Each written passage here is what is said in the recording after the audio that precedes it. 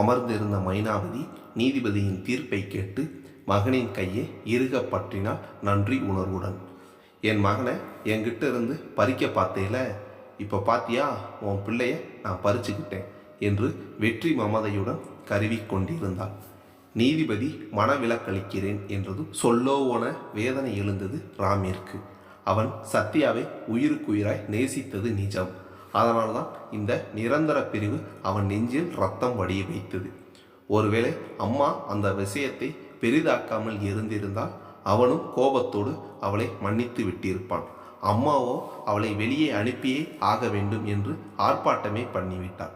அம்மாவை மீறி அவனால் எதையும் செய்ய முடியாது. அன்று கூட அவளை அவன் வீட்டில் ஒப்படைக்க சென்றபோது ஆளாளுக்கு சத்யாவை கேவலமாய் பேசி வதைத்த போது ரத்தம் கொதிக்கத்தான் செய்தது. தனியே குழந்தையுடன் அவஸ்தைப்படும்போது அதை ஒரு வாய்ப்பாக கருதி முரளி வீட்டிற்குள் நுழைந்ததை ஒரு குழந்தையைப் போல் பரிதவிப்புடன் சொன்னபோது அந்த முரளியை எலும்புகள் நொறுங்க அடிக்க துடித்த உத்வேகத்தை அடக்கி கொண்டான். ஆனால் உள்ளிருந்த மிருக குணம் தன் தாயை சந்தோஷப்படுத்த தன் குழந்தையை அவள் கையில் ஒப்படைக்க தாலி கட்டிய மனைவியின் நடத்தையை கோர்ட்டில் ஏற்றி இழிவுபடுத்தி விட்டான். இந்த பாவத்தை எந்த கோர்ட்டில் போய் கழுவுவேன்? இதோ இப்போதும் கூட தனக்கு எதிரான தீர்ப்பிற்கு அழுது ஆர்ப்பாட்டம் பண்ணி குழந்தையுடன் ஓடியவளை மனம் வதைக்க பார்த்தான். உண்மையில் பெற்றவள் அவளுக்கல்லவா எல்லா உரிமையும் இருக்கிறது. ஐயோ ராம், அவ என் பேரனை தூக்கிட்டு ஓடுறா, பார்த்துக்கிட்டு சும்மாவே உட்காந்துருக்கியே, போ என் பேரனை தூக்கிட்டு வா. பேரனுக்காக உனக்கே பதைக்கும் போது பெத்தவளாச்சே அம்மா, அவ உயிரை நாம பறிக்கும் போது சும்மாவா இருப்பாள்? அம்மாவை ஏறிடவே விருப்பம் இல்லாமல் மெல்ல எழுந்தாள். அதற்குள் 2 பெண் போலீசார் நீதிபதியின் உத்தரவின்படி விரட்டி சென்று அடித்து குழந்தையை மீட்டனர். அவளை இழுத்து கொண்டு வந்தனர்.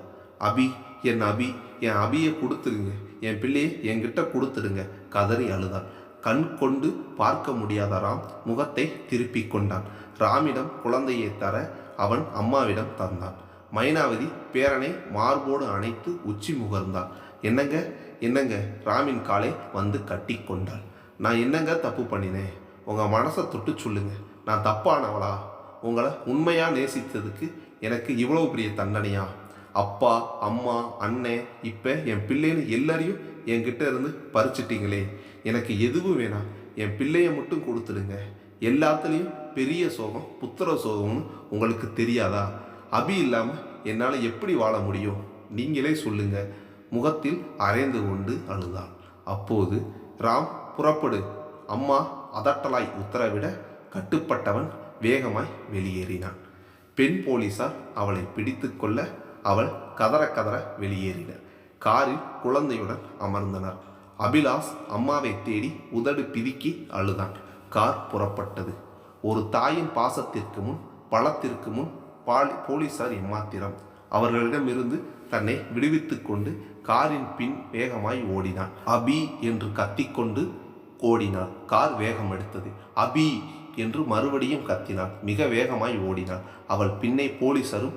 ராம், வேகமா போ. மெல்ல திரும்பி பார்த்த ராமிற்கு பக்கென்றது. ஒரு குதிரையின் பாய்ச்சலோடு ஓடி வந்து கொண்டிருந்தாள் சத்யா. சற்று தூரத்தில் கீழே பெரிய சிமெண்ட் கல் இருப்பதை பார்க்காத நேர்பார்வை.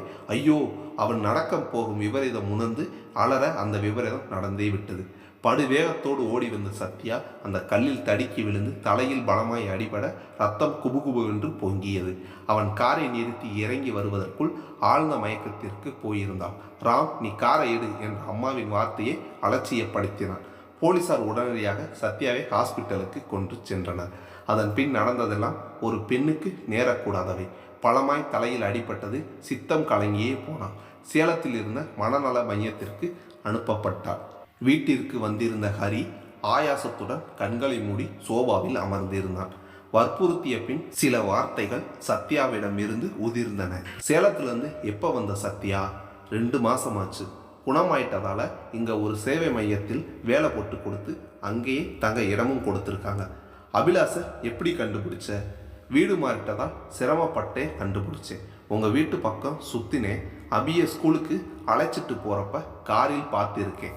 சொல்லும் போதே வலியை மீறி கண்களில் மின்னல் அடித்தது. கண்களை திறந்தவனின் நேரெதிரே பிரம்மாண்ட மாலை போடப்பட்டிருந்த போட்டோவுக்குள் அடைபட்டிருந்தாள் மைனாவதி. Sir, courier. வாசலில் குரல் கேட்டு நிமிர்ந்தான்.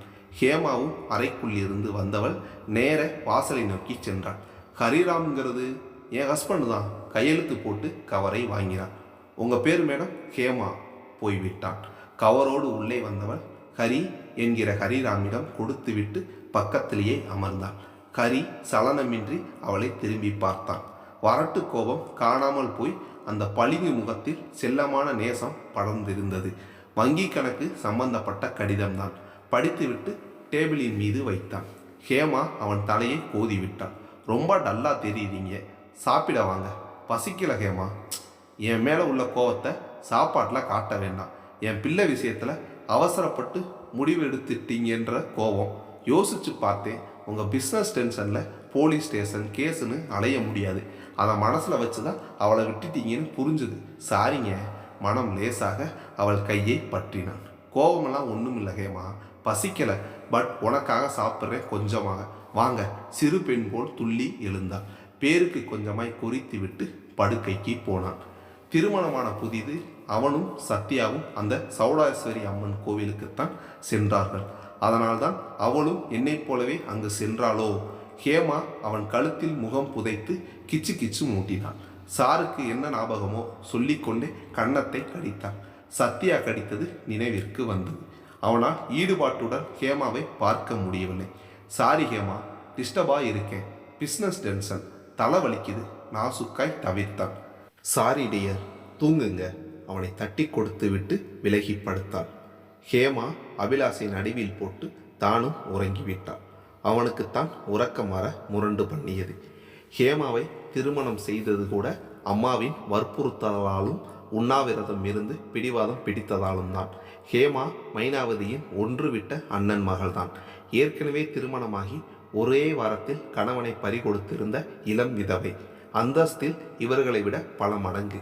அம்மாவை ஆச்சரியம் தாங்கிய வினாவுடன் பார்த்தான். அதன் பொருளை புரிந்து கொண்டவள், என்னடா அம்மா ஏற்கனவே கல்யாணமான பொண்ணா பார்க்கிறாளே, அந்த சத்யாவை ஏற்கனவே ஒருத்தனை காதலிச்சாங்கிற காரணத்துக்காக வீட்டை விட்டு விரட்டினாலேன்னு பார்க்குறியா ராம்? ஹேமாவும் சத்யாவும் ஒன்றாகிட முடியுமா? சத்யா உன்னை ஏமாற்றி கல்யாணம் பண்ணிக்கிட்டவ. ஹேமா அவளை மாதிரி கீழ் ஜாதி இல்லை, நம்ம உறவுக்காரி. ரதி மாதிரி அழகி, பணக்காரி. அவளுக்கே கல்யாணமாகாத வரங்க நிறையவே வந்திருக்கு. ஆனால் அவள் தான் கல்யாணமான ஆளாக பாருங்கன்னு சொல்லியிருக்கா. சொல்லப்போனால் முன்னாடியே உனக்கு பொண்ணு தர விருப்பப்பட்டு அண்ணனும் அண்ணியும் என்ன கேட்டாங்க. நீ தான் பிடிவாதமாக அந்த நாதாரி நாயை கல்யாணம் பண்ணிப்பேன்னு ஒத்த காலில் நின்னையே. அதுக்கப்புறம் உனக்கும் சரி அவளுக்கும் சரி கல்யாணம் நிற்கலை. அவளுக்கு நீதானு எழுதியிருக்கிறத யாரால் அழித்து எழுத முடியும்? ஒன்று அவளுக்கு ரொம்ப பிடிக்குமாம் ராம். அதனால தான் குழந்தை போல இருக்கிற ஒன்றை கல்யாணம் பண்ணிக்க உடனே சம்மதிச்சிட்டா என்று அவனுக்கு வாகாய் பதில் சொல்லி வாயை அடைத்தான் மைனாவதி. சும்மா சொல்லக்கூடாது, ஹேமா நல்லவள் தான். குழந்தை அபிலாஷை ரொம்ப பிடித்து போக தன் பிள்ளையாகவே பாவித்ததோடு தானொன்று பெற்றுக்கொள்ளக்கூடாது என்பதில் உறுதியாய் பாதுகாப்பாய் இருந்தாள். அவனையும் அபிலாஷையும் ஏற்றுக்கொண்டவளால் மைனாவதியை அவளின் தெனாவெட்டு பேச்சை ஏற்றுக்கொள்ள முடியவில்லை. பேச்சு வாக்கில் இறந்து போன முதல் கணவனை பற்றி கிண்டலாய் பேசும் அநாகரிகத்தை கற்று வைத்திருந்தாள். ஹேமா வசதியான குடும்பத்தை சேர்ந்த பெண் என்பதால் கணவனையும் அபிலாஷையும் கவனித்துக் கொள்வதை தவிர வேறு எந்த வேலையும் செய்வதில்லை. மைனாவதியை கண்டு ஒதுங்கி போனார். ஆனால் சத்யா மாமியாருடன் எவ்வளவுதான் மனஸ்தாபம் என்றாலும் அவளுக்கு தேவையானதை குறித்த நேரத்தில் சரியாக செய்து விடுவாள். வீட்டிலேயே ஜிம் இருந்ததால் காலை மாலை இருவேளையும் ட்ரெட்மில்லில் ஓடுவது, இன்ன பிற உடற்பயிற்சிகள் செய்வது என்று உடம்பை கட்டுக்கோப்பாக வைத்திருந்தாள் ஹேமா. பழங்காலத்து மனுஷியான மைனாவதிக்கு இதெல்லாம் கொஞ்சமும் பிடிக்கவில்லை. என்ன ராம், இவ இப்படியெல்லாம் நடந்துக்கிறா? என்ன மதிக்கவே மாட்டேங்கிறா? குடிக்க தண்ணி கேட்டால் கூட காதில் விழாத மாதிரி போகிறா. என்ன கேட்டால் உங்கள் அண்ணன் பொண்ணுன்னு இப்படி அப்படி நீதானே சர்டிஃபிகேட் கொடுத்த, நீயே கேள் என்றான். என்ன குத்தி காட்டுறியா? இல்லைம்மா, இது வரைக்கும் என்ன சொன்னியோ அதைத்தானே கேட்டு நடக்கிறேன். அபிலாஷ் உனக்கே வேணும்னு கேட்ட. போடக்கூடாத பழியை போட்டு சத்யாவை அசிங்கப்படுத்தி மெண்டல் ஹாஸ்பிட்டலுக்கு அனுப்பி பிள்ளையே உன்கிட்ட ஒப்படைக்கலையா? உனக்காக என்னதான் செய்யலை? கல்யாணமே வேண்டாம்னு மறுத்தவனை அடம் பிடிச்சு நீதானமா அவளை மருமகளாக கொண்டு வந்த. இதில் குத்தி காட்ட என்ன இருக்குது? நான் ஒரு தலையாட்டி பொம்மை தானம்மா. குழந்தைய கூட என்கிட்ட விட மாட்டேங்கிறா, அவளே வச்சுக்கிறா. உனக்கே இவ்வளோ கஷ்டமாக இருக்கேம்மா, பெத்தவளுக்கு எப்படி இருக்கும்? துடிக்க வச்சு தூக்கிட்டு வந்தோமே. ராம், நீ இன்னும் அவளை நினச்சிக்கிட்டு இருக்கியா? லேசாய் கோபம் எட்டி பார்க்க வியப்பு மேலிட கேட்டார். எவ்வளவு மோசமான கேள்விமா. நான் சத்யா மேலே வச்ச அன்பை கூட மறந்துடலாம், ஆனால் அவளுக்கு பண்ணின பாவத்தை எப்படி மறப்பேன்? சத்யாவுக்கு துரோகம் பண்ணிட்டேம்மா, பெரிய தப்பு பண்ணிட்டேன். உன் பேச்சை நான் கேட்டு இருக்கக்கூடாது. என்னை நம்பி வந்தவளை மெண்டல் ஹாஸ்பிட்டலுக்கு அனுப்பி வச்சேன். அவள் பிரச்சனையில் எனக்கு சாதகமாக்கி நானே அவளை முரளியோட சம்பந்தப்படுத்தி அசிங்கப்படுத்திட்டேன். என் அறிவுக்கு புரிஞ்சுதுமா, பழைய காதல் விஷயமெல்லாம் தப்பாக எடுத்துக்கிற அளவுக்கு சத்யா தப்பானவ இல்லைன்னு. ஆனால் மனசு முரண்டு பண்ணுச்சு, ஈகோ தடுத்துச்சு. ஒருவேளை நீ அவளுக்கு சாதகமாக பேசியிருந்தா அவளை 2 திட்டு திட்டி விட்டுருப்பேன். என்னை விட அதிகமாக முரண்டு பிடிச்சதே நீதானே. ராம், நீயா பேசுகிற? அம்மா உன் நல்லதுக்கு தானே செஞ்சேன். நிம்மதி இல்லாமல் தவிக்கிறேம்மா. அப்பா உன்னை நடுத்தருவில் விட்டுருந்தா புழு மாதிரி துடிச்சிருக்க மாட்டேன். என்னை மட்டும் ஏமா அப்படி ஒரு பாவத்தை பண்ண வச்ச? உன்ன மாதிரி அவளும் பொண்ணு தானே. என் சத்யாவை என்கிட்ட இருந்து பிரிச்சுட்டேயம்மா. பொறுமினான், கலங்கினான். இது மாதிரியெல்லாம் ராம் பேசி கேட்டறியாத மைனாவதி உடைந்து போனாள். அந்த கவலை அவளை ரொம்ப நாள் விட்டு வைக்கவில்லை. ஒரு நாள் உறக்கத்திலேயே அவள் உயிர் பிரிந்தது.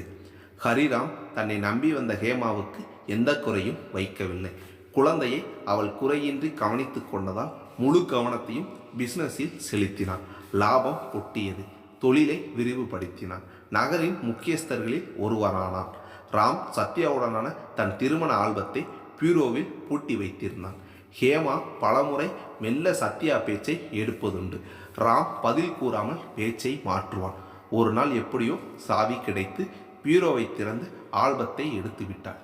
ஏங்க, நான் எத்தனை முறை கேட்டிருப்பேன், கல்யாண ஆல்பத்தை காட்டுங்கன்னு. இல்லை, எப்படியோ மிஸ் ஆயிடுச்சுன்னு சொன்னீங்க, ரொம்ப பத்திரமா வச்சிருக்கீங்க என்றான். அவன் கண்களில் தவறை ஆழமாய் தேடியபடி. ஏன் எடுத்த ஹேமா? என் பர்மிஷன் இல்லாமல். உங்கள் பர்மிஷன் எனக்கு எதுக்கு? ஐ ஆம் யுவர் பெட்டர் ஹாப். பத்திரமா ஒழிச்சு வச்சிருக்கீங்க. சரி, என்ன இப்போ எவ்வளவு சாதாரணமாக கேட்குறீங்க? உங்களுக்கு அவளுக்கும் டைவர்ஸ் ஆயாச்சு. அவள் சம்பந்தப்பட்ட எந்த பொருளும், அவளுடைய நினைவுகள் கூட உங்கள் கிட்டவே இருக்கக்கூடாது. நீங்கள் எனக்கு மட்டும்தான் சொந்தம். என்ன அப்படி பார்க்கிறீங்க? நான் ரொம்ப பொசசிவ் கேரக்டர். அபிலாஷ் சத்யாவை நினைவுபடுத்தலையாகேமா? இல்லை, அவள் உங்கள் பிள்ளை, உங்கள் ஜீன், உங்கள் ரத்தம். அவள் வாடகை தாய் மாதிரி, அவ்வளவுதான். ஆச்சரியமாக இருக்குது. அவளை விழுந்து விழுந்து காதலிச்சு பிடிவாதம் பிடிச்சு கல்யாணம் பண்ணிக்கிட்டீங்களா? அப்படி என்ன இருக்குது அவகிட்ட? அட்ராக்ட் பண்ணுற அளவுக்கு அந்த பைத்தியங்கிட்ட ஒன்றுமே இல்லையே. Hema, this is the limit. சத்யாவை பற்றி மட்டமாக பேசுகிறத என்னால் அனுமதிக்க முடியாது. நீங்கள் யார் அனுமதிக்கிறதுக்கு? அதான் கோர்ட்டே பிரித்து வச்சிருச்சு. சொல்லப்போனால் ஒரு மெண்டலை பற்றி பேசுகிறதுக்கு நான் தான் யோசிக்கணும். அவள் இருந்த இடத்துல தான் இப்போ நான் இருக்கேன்றதை ஜீரணிக்க முடியாத விஷயம். திமிரும் கருவமும் போட்டி போட்ட பேசியவளை அடிக்க துடிக்க உணர்வுகளை அபிலாஷை நினைத்து தன்னை அடக்கி கொண்டவன் அதே வேகத்தோடு வெளியேறினான். அன்று அவன் திரும்பி வந்தபோது ஆல்பத்தை எரித்து வைத்திருந்தாள் ஹேமா. அவளின் முரட்டுத்தனம் கண்டு வாயடைத்து போனான். எச்சரிக்கையாக இருந்தான். தப்பித்தவறி கூட சத்யாவின் பெயரை உச்சரிக்கவில்லை. அன்று முதல் இன்று வரை அவன் கவனமாகவே இருந்தான். கஸ்தூரிபாய் சேவை மையம். முதியோர்கள், குழந்தைகள், பெண்கள் என்று கைவிடப்பட்டிருந்த அத்தனை ஜீவன்களும் அடைக்கலமாயிருந்த நந்தவனம் அது. வார்த்தை ஜாலத்திற்காக அல்ல, நிஜமாகவே நந்தவனம்தான் அது. உண்மையான தொண்டுள்ளம் கொண்ட சிலரால் நடத்தப்படுகிறது. வெளிநாட்டு வாழ் இந்தியரால் தயால கொடையளிக்கப்பட்டு ஊரூராய் கிளை நிறுவனங்கள் நிறுவப்பட்டு சேவை செய்து வருகின்றன. மரங்களும் செடிகளும் சூழ்ந்த கட்டிடங்கள், தரமான உணவு, ஆரோக்கியமான சூழ்நிலை, கைத்தொழில் கற்றுத்தருதல், கல்வியுடன் கம்ப்யூட்டர் பயிற்சி என்று நல்ல பெயருடன் திகழ்ந்து வருகிறது கஸ்தூரிபாய் சேவை மையம். கடந்த 20 நாட்களாக வெளிநாடுகளில் சுற்றுப்பயணம் மேற்கொண்டிருந்த அந்நிறுவன தலைவர் லலிதா முதல் நாள் இரவு தான் ஊர் திரும்பி இருந்தார். நிறுவனத்தை வலம் வந்து அங்கிருப்பவர்களுடன் உரையாடிவிட்டு தன் அறையில் வந்து அமர்ந்தவர் அப்போதுதான் உணர்ந்தார், சத்யாவை எங்க காணோம், கண்ணிலேயே படவில்லையே. அடுத்த நிமிடமே அவள் இருந்த இடம் தேடி ஆள் போனது. தயங்கி தயங்கி தான் அறைக்குள் நுழைந்தாள். அவளை பார்த்த லலிதாமா துள்ளாத குறையாக அதிர்ந்தாள். சத்யா, என்னாச்சு? முகம் உடம்பெல்லாம் என்ன காயம்? அது வந்து கீழே விழுந்துட்டேன். அவள் கண்களை நேராக பார்க்க தைரியமின்றி தலை கவிழ்ந்தாள். கீழே விழுந்து அடிபட்ட மாதிரி தெரியலையே, யாரோ அடித்த மாதிரி எல்லாம் இருக்கு. இல்லைம்மா, ஆமாம்மா. ஒரு நிமிடத்திற்கு கூட அவளால் பொய்யை காப்பாற்ற முடியவில்லை. 70 வயது லலிதா அம்மா அவள் அருகில் வந்து தவிப்புடன் கையை பற்றினாள். யார் அது ஒன்று அடித்தது? போலீஸ். போலீஸ் போலீஸ் ஏன்? வியப்பின் எல்லைக்கே போனார். சத்யா பயத்துடன் அழுகையுடன் வலியுடன் விவரித்தார். லலிதா அம்மா அவளை பற்றிய முழு விவரமும் அறிந்தவர். சேலத்தில் தன் மனநல காப்பகத்தில் அனுமதிக்கப்பட்டிருந்த சத்யாவை அங்கு சென்றிருந்த போது குணமாகாத நிலையில் இருந்தவளை பார்த்து நெகிழ்ந்தார். தீவிர சிகிச்சைக்கு பின் குணமானவளை தன் கண்காணிப்பில் வைத்து கொள்ள விரும்பி சென்னைக்கு அழைத்து வந்து விட்டார்.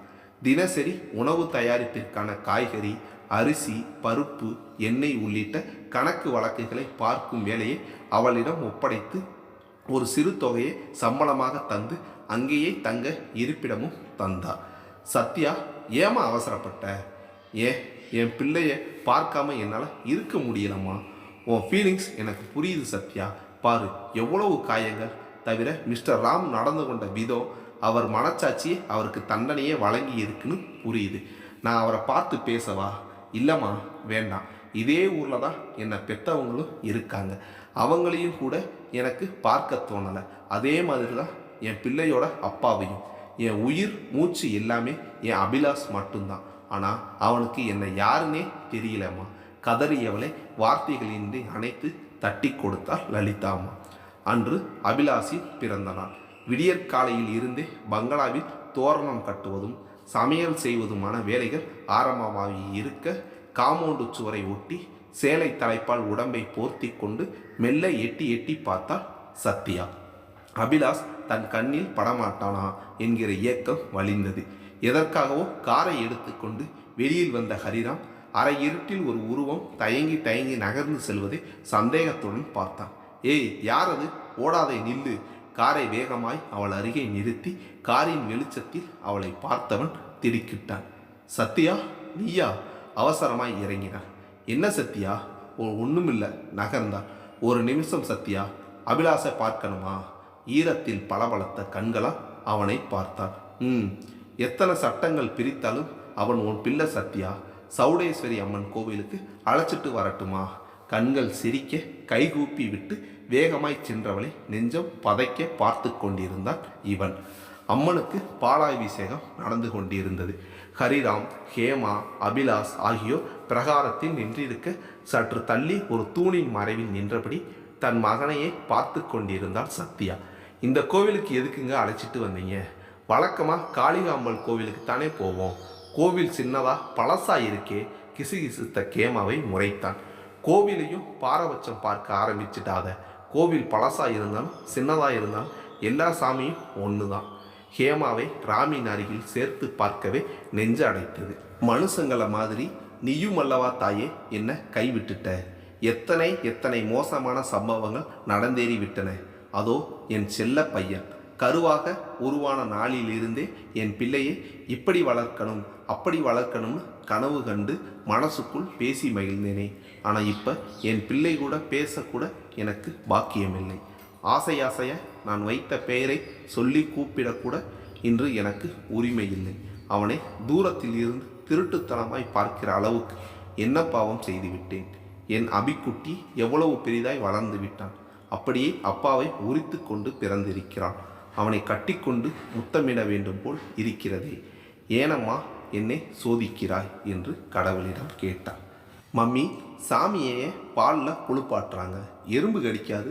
அபிலாஷ் ஹேமாவின் மேல் சாய்ந்து கொண்டு கேட்டது காதில் விழுந்தது. சத்யாவினால் தாங்கிக் கொள்ள முடியவில்லை. அபி, நான் தான் உன் அம்மா, உன்னை பெத்தவடா. என்னை அம்மானு கூப்பிடுடா கண்ணா, அம்மானு கூப்பிடுடா. மனசு ஓலமிட அதற்கு மேல் அங்கு நிற்பது உசிதமல்ல என்பதை உணர்ந்தவள் வேகமாய் திரும்பி நடந்தாள். ஹரிராம் அவள் செல்வதை குழப்பத்துடன் பார்த்தான். வழக்கமாய் வாங்கும் மார்க்கெட்டில் காய்கறிகளை வாங்கி கொண்டு வேணியில் ஏறப்போனவளை அந்த குரல் புரட்டி போட்டது. சத்யா என்று கேட்ட குரலில் திரும்பியவளின் விழிகள் வியப்பில் விரிந்தன. நீங்களா? உனக்காக தான் வெயிட் பண்ணிக்கிட்டு இருக்கேன் சத்யா என்றான் விழிகளில் நேசம் பொங்க. நான் இங்கே எப்படி? உங்களுக்கு தெரியும்? நானே சொல்லிடுறேன். உன்னை பற்றிய எல்லா விவரமும் எனக்கு தெரியும். நமக்கு வேண்டப்பட்டவங்களை பற்றி தெரிஞ்சுக்கிறது பெரிய விஷயமா என்ன? இனி இப்படி ரோட்டில் சந்திக்கிறது உங்களுக்கும் சரி எங்கள் சேவை மையத்துக்கும் சரி நல்லதல்ல. அதனால் தயவு செய்து என்ன சந்திக்க வராதீர்கள் தீர்மானமாய் கூறிவிட்டு வேனில் ஏறி அமர்ந்தாள். சத்யா ப்ளீஸ், உங்ககிட்ட நான் நிறைய பேசணும். அதனால் எந்த பிரயோஜனமே இல்லையே. வண்டி எடுங்க சோமண்ணா. சத்யா அவன் கத்த வண்டி வேகமாய் போய்விட்டது. ஆனால் சத்யாவின் மனசுதான் மின்சார கம்பத்தில் சிக்கிய காற்றாடியாய் கிழிந்தன. எதற்கு ராம்? காலம் கடந்து என்ன பேசி என்ன ஆகப் போகிறது? பேசப்போக எனக்கு அபியை உரிமையாக்கி கொள்ள வேண்டுமென்று ஆசைதான் பெரிதாகும். விட்டுவிடுங்கள். ஆனால் அவளை விட அவன்தான் ரொம்ப தவித்து போயிருந்தான். எப்போதும் அவளை பற்றிய எண்ணங்களே சுழன்றடித்தன. ஏதோ காரணங்களால் அவளை ஒதுக்கினேன். ஆனால் என் சத்யாவை நான் நேசிப்பது நிஜம்தானே. அனாதையாய் என் பிரியமானவன் சேவை மையத்தில் வாழ்வதா? என்ன செய்ய போகிறேன்? கண்டிப்பாய் நான் இழைத்த தீங்குகளுக்கு பிராயச்சித்தம் தேடியே ஆக வேண்டும். அடுத்த 2வது நாளே கஸ்தூரிபாய் சேவை மையத்தின் வாசலில் காத்திருந்தான். வாட்ச்மேன் மூலம் தகவல் போக பதைப்புடன் வந்தாள் சத்யா. வா சத்யா, என்னங்க இது, இங்கேயே வந்துட்டீங்க? நான் உன்கிட்ட பேசியே ஆகணும் சத்யா. நீ என்கிட்ட பேசுகிற வரை தான் இப்படி வந்துக்கிட்டே தான் இருப்பேன். சிறுபிள்ளையை போல் பேசினான். சத்யாவிற்கு ஆச்சரியம் ஒரு பக்கம், சங்கடம் ஒரு பக்கம். காதலில் கட்டுண்டிருந்த போது ராமிடம் பார்த்த அதே சிறுபிள்ளைத்தன பிடிவாதத்தை இப்போது மறுபடியும் பார்க்கிறாள். பல வருடங்கள் கழித்து எல்லாம் இழந்து பற்றி கொள்ள ஒரு பிடிமானமும் இன்றி தவித்தவளுக்கு கைப்பற்றி அழைத்து வந்து தங்க ஒரு கூரையை தந்தவள் லலிதா அம்மா. இவன் இப்படி வாசலிலும் மார்க்கெட்டிலும் சந்தித்து பேசுவதை தவறாக எண்ணிக்கொண்டால் அந்த சங்கடம் வேறு. சரி சொல்லுங்க, என்ன பேசணும் உங்களுக்கு? சீக்கிரம் சொல்லிட்டு போங்க. நான் உன்னை ரொம்ப கஷ்டப்படுத்திட்டேனா சத்யா? சிரிப்பு தான் வந்தது. சொல்லு சத்யா. கேட்கறதுக்கு முன்னாடி யோசிச்சுட்டு கேள்வி கேளுங்க. மெண்டல் ஹாஸ்பிட்டலில் இருந்து வந்தவகிட்ட கேட்கலாமா இப்படி ஒரு கேள்வி? சாரி சத்யா, எல்லாம் என்னாலதான். நம்பி வந்த உன்னை ஒரு நிமிஷம் தயவு செய்து பழைய விஷயங்கள் பேச வேண்டாம். அதுதானே சத்யா என்ன உறுத்திக்கிட்டு இருக்கு. மறக்க முயற்சி பண்ணுங்க. முடியல சத்யா. சொல்லப்போனால் இப்போதான் அதிகமாக நினைவிற்கு வருது. அது உங்களுக்கு மட்டுமில்லை, எனக்கும் ஆரோக்கியமான விஷயம் இல்லை. ஆனால் பேசணும் சத்யா. மனசுக்குள்ளேயே பொங்கிக்கிட்டு இருக்கிற இதெல்லாம் வெளியில் வந்தால்தான் எனக்கு நிம்மதி. என் சந்தோஷம் எல்லாம் உன்னோடையே போயிடுச்சுன்னா நம்புவியா? ஆனால் அதுதான் உண்மை. உனக்கு நான் செய்தது மிகப்பெரிய துரோகம். எடுப்பார் கைப்பிள்ளையாகி போனேன். சுயமாக எடுத்த முடிவல்ல. கடைசி நேரத்தில் எங்கள் அம்மா நிம்மதியாக சாகலை தெரியுமா? ப்ளீஸ் இங்கேருந்து போயிடுங்க. உங்கள் ஸ்டேட்டஸுக்கு நீங்கள் இங்கே நின்றுக்கிட்டு பேசுறது சரியாக வராது. நான் இங்கே இந்த மரத்தில் ஒண்டி வாழ்ந்துக்கிட்டு இருக்கிற நூற்றுக்கணக்கான பறவைகளில் நானும் ஒருத்தி. அதுக்கு வேட்டு வச்சிடாதீங்க ப்ளீஸ். கை கூப்பினான். ஹரிராம் அவளையே சில கணங்கள் பார்த்தவன் ஒன்றும் பேசாமல் காரை நோக்கி போனான். 10 நாட்களாக ஹரிராம் அவளை பார்க்க வராதது சத்யாவிற்கு ஒரு புறம் நிம்மதியாய் இருந்தாலும் ஏனோ மனசு அவன் வர வேண்டும் என்று முரண்டு பிடித்தது. ஆனால் அந்த 10 நாட்களும் ஹேமாவிற்கும் ஹரிக்கும் பிரச்சனை அதிகமாகியிருந்ததும் அதற்கு நான் தான் காரணம் என்று அவளுக்கு தெரியாது. உறக்கத்தில் ஒரு நாள் ஹரி, சத்யா நான் உனக்கு துரோகம் பண்ணிட்டேன் சத்யா என்று உளர அப்போதே எழுப்பி சண்டை போட்டாள் ஹேமா. அதெப்படி அவள் நினைப்பு உங்களுக்கு வரலாம்? அப்போ எனக்கு தெரியாமல் மெண்டல் ஹாஸ்பிட்டலுக்கு போய் அவளை பார்த்துட்டு வர்றீங்க அப்படித்தானே என்று சந்தேகப்பட்டாள். அதன் பிறகு தொட்டதற்கெல்லாம் கோபப்பட்டாள், சந்தேகப்பட்டால். பிரச்சனை வலுத்தது. சத்யா சமையல் கூடத்தில் காய்கறிகளை சரிபார்த்து எடுத்து கொடுத்து கொண்டிருந்தார். சத்யா, மேடம் உங்களை கூப்பிடுறாங்க. உதவியாளர் பெண் அழைக்க, இதோ வந்துட்டேன் என்று உடனே கிளம்பினார். அம்மா என்று அவர் முன்பே போய் நின்றார். வாமா சத்யா, வேலை முடிஞ்சதா? முடிச்சுட்டேம்மா. அந்த ரூமில் உனக்காக அபிலாஷோட அப்பா காத்துக்கிட்டு இருக்கார், போய் பேசு. அம்மா என்றால் அதிர்வில் ஓரடி பின்வாங்கி. போமா, நானும் பேசினேன். அவரும் மனசு விட்டு பேசினார். தன் தவறுகளுக்கு நிஜமாகவே வருந்துறார். நீ வாழ்க்கையில் படக்கூடாத அவமானங்களையும் கஷ்டங்களையும் பட்டவர். அதற்கெல்லாம் ஆறுதலாக கடவுள் உனக்கு ஏதோ நல்லது செய்ய போறாருன்னு எனக்கு தோணுது. போய் பேசு. All the best. உள்ளே வந்தவனை கண்டதும் சத்யா என்று நெகிழ்ந்தான். உட்கார் சத்யா. அமர்ந்தார். என்னடா சொல்ல திரும்ப வர்றாருன்னு பார்க்குறியா? இனிமேல் வரமாட்டேன். நீ இங்கே இருந்தால் தானே வர்றதுக்கு. உன்னை நான் அழைச்சிட்டு போகவே வந்தேன். நெற்றி சுருங்கியது. ஆச்சரியமா இருக்கா சத்யா? எனக்கும் ஹேமாவுக்கும் பிரச்சனை அதிகமாகிக்கிட்டே போகுது என்றவன் நடந்தவைகளை சுருக்கமாக சொன்னான் அவளிடம். உன் பேரை சொன்னாலே பேய் மாதிரி ஆடுறான். அதை எப்படி மறந்துட முடியும் சத்யா? உன்னை உருகி உருகி காதலிச்சு ஆசையாக கல்யாணம் பண்ணிக்கிட்டவன் ஏதோ உன்னை இப்போ பார்த்ததால தான் இப்படியெல்லாம் பேசுகிறதா நினச்சிடாத. உன்னை பிரிஞ்ச நாள் முதல்ல உன்னோட சேர்ந்து வாழணும் தான் ஆசைப்பட்டேன். அபிக்காகத்தானே இத்தனை அவஸ்தைப்பட்டேன். அவன் ஓம் பிள்ளை, உன்கிட்டயே ஒப்படைச்சிடுறேன். ஹேமாவை டைவர்ஸ் பண்ண போகிறேன். பண்ணி நாம் சேர்ந்து வாழலாம் சத்யா. என்ன சத்யா அமைதியாயிட்ட? ஒரே ஒரு கேள்வி கேளுமா. நான் தப்பானவள்னு தானே என்னை ஒதுக்கி வச்சீங்க. இப்போ மட்டும் சாரி சத்யா, நீ எப்படிப்பட்டவள்னு எனக்கு தெரியும். அம்மாவுக்காக நான் மனசாட்சி இல்லாமல் நடந்துக்கிட்டேன். தேங்க்ஸுங்க, இது போதும். நான் கேட்டதுக்கு பதில் சொல்லலையே. நாம் புதுசாக வாழ்க்கையை ஆரம்பிக்கலாம் சத்யா. அப்பவும் சரி அவசரப்பட்டு முடிவெடுத்தீங்க, இப்போவும் அதே மாதிரி அவசரப்படுறீங்க. அவசரப்படலை சத்யா. சட்டம் பிரித்தாலும் நீயும் நானும் புருஷன் பொண்டாட்டி தான். இழந்ததுக்கெல்லாம் சேர்த்து வச்சு உனக்கு சந்தோஷத்தை தரணும்னு ஆசைப்பட்றேன். சொல்லு சத்யா, எனக்கு 3 நாள் டைம் தர முடியுமா? யோசிக்கணுமா? ஆமாம், சரி. ஆனால் அது வரைக்கும் என்னை பார்க்க வராதீங்க. சற்று நிதானித்து சரி என்றான். அடுத்த நாள் பெட்டியுடன் லலிதாமாவின் முன் வந்து நின்றான் சத்யா. உன் முடிவில் மாற்றமே இல்லையா சத்யா? இல்லைம்மா, இந்த முடிவு தான் சரி. இல்லைனா இன்னொரு சத்யா உருவாகிடுவா. என்னம்மா சொல்கிற? நான் யாரையும் குற்றமோ குறையோ சொல்லலை. ராமோட பார்வையில் அவர் செய்கிறது மனசாட்சிப்படி நியாயமாக தெரியலாம். தப்பே செய்யாதனா இவ்வளவு மோசமான தண்டனையை அனுபவித்தது கண்டிப்பாக அவரை உறுத்தவே செய்யும். அதே சமயம் ஹேமா பக்கமும் நியாயம் இருக்கே. புருஷனை எந்த மனைவி தான் விட்டு கொடுப்பா? இப்போ முழு உரிமையும் ஹேமாவுக்குத்தானே. அவளோட அன்புல எந்த பாசாங்கமும் இல்லை. என் பிள்ளைய அவ இடத்துல வேற யார் வந்திருந்தாலும் ஹேமா அளவுக்கு அவ்வளவு பாசமாக பார்த்துருக்க முடியாது. அவளுக்கு துரோகம் பண்ணுறது தப்பு இல்லையா? நீ சொல்கிறது சரிதான். ஆனால் நீ பெத்த பிள்ளைய திருட்டுத்தனமாக பார்க்க வேண்டிய அவசியம் இல்லையே. எதுக்காக கோர்ட்டு படியேறி போராடின? உன் பிள்ளைக்குத்தானே. அன்னைக்கு பறிச்சுக்கிட்ட போன உன் புருஷனே திரும்ப உங்ககிட்ட ஒப்படைக்கிறேன்ங்கிறாரு. நீ வேணாங்கிறது தான் ஆச்சரியமாக இருக்குது. பெத்த பிள்ளைய யாராவது வேண்டான்னு சொல்லுவாங்களாமா? என் உயிர் உலகம் எல்லாமே அபிலாஷ் தானே. நான் மனநிலை பாதிக்கப்பட்டு கிடந்தப்ப கூட என் பிள்ளையை தவிர வேற எந்த நினைவும் இல்லையே. அப்படிப்பட்ட பிள்ளைய விட்டு தர்றேன்னா இன்னொரு சத்தியா உருவாகிடக்கூடாது இல்லையா? ஹேமா அபிலாஷ் மேலே உயிரையே வச்சிருக்கா. என் பாசத்தில் எந்த வகையிலையும் குறைஞ்சதில்லை அவள் பாசம். அவனுக்காகவே தான் ஒரு குழந்தைய பெற்றுக்கலை. அப்படிப்பட்ட தாயை ஏமாத்த எனக்கு மனசு வரலம்மா. அப்படி பறிச்சுக்கிட்டா என்னை விட மோசமாக பாதிக்கப்படுவா. புதுசாக ஒரு அம்மா வந்து அபி உன்னை பெத்த அம்மா நான் தாண்டான்னு குழப்ப மனசு வரல. என் பிள்ளைய ஹேமா சந்தோஷமாக வச்சுக்குப்பான். அந்த நம்பிக்கை எனக்கு நிறையவே இருக்குது. சத்யா புருஷன் பொண்டாட்டி சண்டை விடிஞ்சா காணாமல் போயிடும்.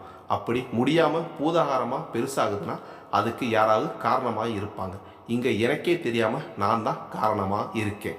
நான் இங்கே இருந்தால் அவர் என்னை பார்க்க வருவார். மனசு ஊசலாடும், குற்ற உணர்வு வதைக்கும். நான் சுத்தமானவன்னு அவர் நினச்சதே போதும். நான் மறுபடி சேலத்துக்கே போயிடுறது தான் எல்லாருக்கும் நல்லது. என்ன ஒரு வித்தியாசம், 5 வருஷம் முன்னாடியே பைத்தியமாக போனேன். இப்போ வேலைக்கான பொறுப்பை ஏற்றுக்க போகிறேன். உன்னை அங்கே அனுப்ப மனசே இல்லை சத்யா. உன் பிடிவாதம் என்ன தலையாட்ட வைக்குது. எனக்கும் உங்களை விட்டு போக மனசே இல்லதாம்மா. ஆனால் இங்கே இருந்தால் ஒரு அழகான கூட்டை கலைக்கிற மாதிரி ஆகிடும். ராம் வந்தால் நான் என்ன சொல்லட்டும்? இந்த கடிதத்தில் எல்லாமே விளக்கமாக எழுதியிருக்கிறேன். அவர் புத்திசாலி. வருத்தப்பட்டாலும் என்ன புரிஞ்சுப்பார், ஜீரணிச்சுப்பார். ஆனால் நான் இருக்கிற இடம் மட்டும் அவருக்கு தெரியாமல் நீங்கள் தான் பார்த்துக்கணும் என்றவள் ஒரு கவரை நீட்டினாள். பெருமூச்சுடன் வாங்கி கொண்டார் லலிதா அம்மா. அவள் சேலம் செல்ல கார் ஏற்பாடு செய்திருந்தார். காரில் ஏறி அமர்ந்த சத்யா தன்னை மீறி உடைப்பெடுத்த கண்ணீரை துடைத்தபடி கதவை அடைத்தார். கார் புறப்பட்டது. ஆவலுடன் வந்த ராமிடம் லலிதாம்மா அந்த கடிதத்தை ஒப்படைத்துவிட்டு தன் அறைக்கு சென்று விட்டார். படிக்க படிக்க இதயம் கனத்து போனது ஹரிராமுக்கு. ஏன் இப்படி பண்ணிட்ட சத்யா? மேலும் மேலும் என்னை தண்டிக்கிறையா? இனி உங்கள் பார்வையிலே படமாட்டேன் என்று எழுதியிருக்கிறாயே. ஹேமாவை நீ நினைத்து பார்க்கிறாய். ஆனால் அவளுடன் சேர்ந்து வாழ்வதுதான் உனக்கு நான் செய்யும் கைமாறா? வாழ்கிறேன், ரெட்ட வாழ்க்கை வாழ்கிறேன். உன்னை மனசு முழுக்க நிரப்பி வச்சுக்கிட்டு அவ கூட வாழத்தான் போகிறேன். ஆனால் நான் உன் மேலே வச்சிருக்கிற பிரியத்தை உணர்ந்திருந்தா இப்படி ஒரு கடிதம் எழுதியிருப்பியா? என் மனசை உடைச்சிட்டு போயிட்டியே சத்யா. எனக்கு நீ வேணும் சத்யா. பிரியமானவளே, எனக்கு உன் பிரியம் வேணும். தருவாயா? நீ சொன்னதும் நான் உன்னை மறந்துடணுமா? அதை எப்படி மறப்பேன்? நான் உன்னை மறுபடி சந்திப்பேன் என்ற நம்பிக்கை நிறைய இருக்கு. அது எத்தனை வருஷமானாலும் சரி, நாம் கண்டிப்பாக சந்திப்போம். அப்போ நீ என் நேசத்தை புரிஞ்சுப்ப. அப்போ உன் கண்ணில் இருந்து ஒரு சொட்டு கண்ணீர் வழியுமே, அதுதான் நீ எனக்கு தர்ற சன்மானம். அந்த புரிதலுக்காக, நேசத்துக்காக காத்திருப்பேன் சத்யா. கடிதத்தை மடித்து பாக்கெட்டில் வைத்தவன் நாசுக்காய் கண்களையும் துடைத்து கொண்டு காரில் ஏறினான். ஜன்னல் வழியே அவனையே பார்த்து கொண்டிருந்த லலிதாமாவின் நெஞ்சமும் விம்மியது.